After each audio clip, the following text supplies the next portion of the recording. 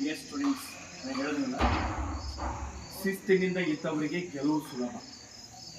ನೀವು ಗೆಲ್ಲಬೇಕು ಅಂತಂದರೆ ಕೇವಲ ಎಜುಕೇಷನ್ ಅಂತಲ್ಲ, ಎಲ್ಲಿ ಬೇಕಾದರೂ ಹೋಗಿ ನಿಮ್ಮಲ್ಲಿ ಡಿಸಿಪ್ಲಿನ್ ಅನ್ನೋದು ಇತ್ತು ಅಂತಂದರೆ ಗೆಲ್ಲೋದು ತುಂಬ ಸುಲಭ.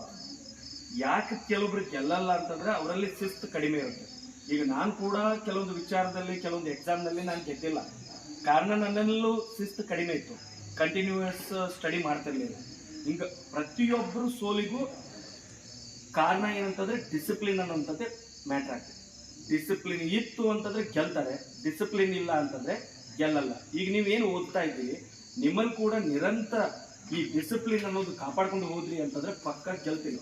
ಅಂದರೆ ಸ್ಟಡಿ ಮಾಡೋದ್ರಲ್ಲೂ ಶಿಸ್ತು ಹುಡುಕ್ಬೇಕು. ಇನ್ನು ಒಬ್ಬ ವಿದ್ಯಾರ್ಥಿಗೆ ಯಾವ್ಯಾವ ಲಕ್ಷಣಗಳಂತ ಇಲ್ಲಿ ಬರೆದಿದ್ದೀವಿ. ಒಂದು, ಪ್ರಾಮಾಣಿಕವಾಗಿರಬೇಕು, ಶುದ್ಧನಾಗಿರಬೇಕು, ವಿಚಾರವಂತನಾಗಿರಬೇಕು. ಅಂದ್ರೆ ಯಾಕೆ ಹೇಳ್ತಾ ಇದ್ದೀವಿ, ಎದಕ್ಕೆ ಹೇಳ್ತಾ ಇದ್ದೀವಿ ಅನ್ನೋದು ಅದು ವಿಚಾರ ಮಾಡಬೇಕಲ್ಲ, ವಿಚಾರವಂತನಾಗಿರ್ಬೇಕು.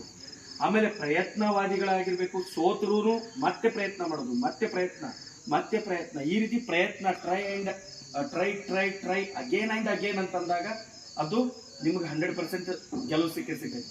ನಂಬಿಕೆಯಿಂದ ಇರ್ರಿ, ನಂಬಿಕೆ ಇರ್ಬೇಕು ನಿಮ್ಮ ಮೇಲೆ. ನೀವು ಯಾವಾಗ ನಿಮ್ಮನ್ನು ನೀವು ನಂಬುತ್ತೀರಿ ಅವಾಗ ನೀವು ಗೆಲ್ಲುವಂತ ಸಾಧ್ಯತೆ ಐತೆ. ವಿಧೇಯಕನಾಗಿರು, ಇವತ್ತು ಬರೆದಿರುವಂಥದ್ದು.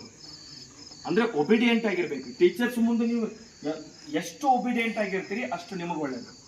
ಸೊ ಆಮೇಲೆ ಇನ್ನೊಂದು ಶಿಸ್ತಿನಿಂದಿರು, ಶಿಸ್ತು ಬೇಕಾಗುತ್ತೆ. ಈಗ ನೀವು ಕುಂತ್ಕೊಂಡು ಓದ್ತಿರ್ಬೇಕಾದ್ರೂ ಒಂದು ಶಿಸ್ತು ಇರಬೇಕು.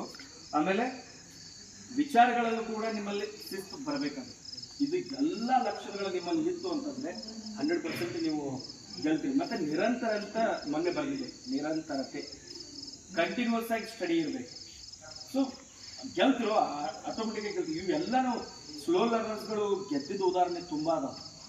ಇವತ್ತು ನಾವು ಏನು ಊಟಕ್ಕೆ ಹೋಗಿದ್ದೀವಿ, ಒಬ್ಬ ಸ್ಟೂಡೆಂಟ್ನ ಒಂದು ಕಾರ್ಯಕ್ರಮ ಇತ್ತು.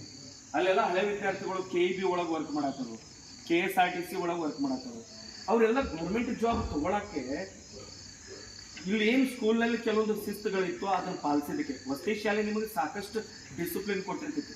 ಬರ್ತಾ ನೀವು ಹೆಂಗಂತಂದ್ರೆ ಮಿಸ್ಬಿಹೇವ್ ನೀವೇ ಮಾಡ್ಕೊತೀರಿ.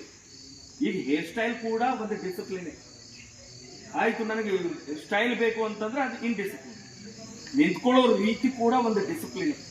ಹೆಂಗೆ ನಿಂತ್ಕೋಬೇಕು, ಟೀಚರ್ಸ್ ಜೊತೆಗೆ ಹೆಂಗಿರಬೇಕು, ಇವೆಲ್ಲ. ಸೊ ಯಾರಲ್ಲಿ ಈ ಶಿಸ್ತು ಅನ್ನೋದು ಇರ್ತೈತಿ ಅವ್ರು ಗೆಲ್ತಾರೆ, ಅದರ ಅರ್ಥ ಇದೆ. ಅಂಡ್ ಈ ಅರ್ಥ ನೀವು ಮಾಡ್ಕೊಳ್ಳೇಬೇಕು. Okay, thank you.